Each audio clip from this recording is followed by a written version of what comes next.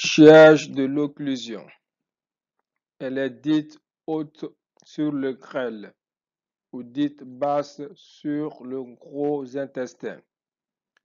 Occlusion du grêle. Clinique. Certains signes cliniques permettent de soupçonner le siège.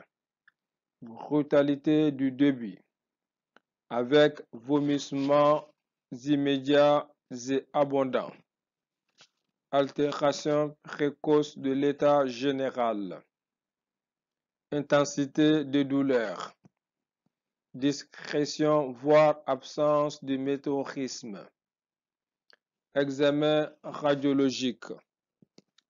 Il montre sur les clichés sans préparation des niveaux liquides nombreux, de petites dimensions, centraux, indépendants les uns des autres, réalisant parfois une image antio-d'orgue, étagée de l'hypochondre gauche à la fosse iliaque droite, sans distension colique, sur un lavement opaque éventuel, la liberté du cadre colique.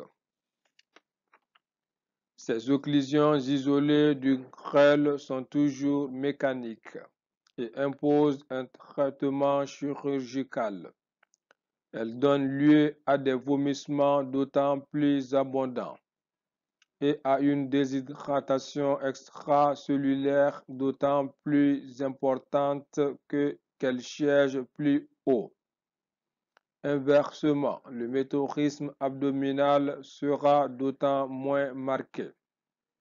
Au maximum, il est absent. Occlusion à ventre plat. Occlusion du gros intestin. Clinique. L'occlusion du gros intestin réalise un tableau clinique des débuts plus insidieux. Douleur d'installation progressive en règle plus discrète. Vomissement tardif voire absent. État général longtemps conservé. Météorisme à son maximum. En cadre ou asymétrique. Le toucher rectal ou vaginal perçoit parfois une tumeur basse. Examen radiologique.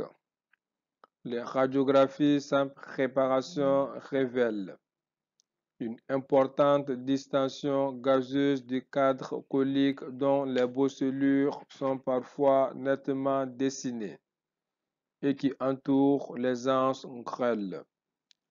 Des images hydroaériques peu nombreuses, plus hautes que larges. Le lavement opaque aux hydrosolubles confirme l'obstacle colique. En précise le siège exact et les types, et permettent en particulier de distinguer les rétrécissements irréguliers excentrés du cancer des sigmoïdes, de la sténose en spirale, surmontée d'une anse monstrueuse du volvulus des sigmoïdes.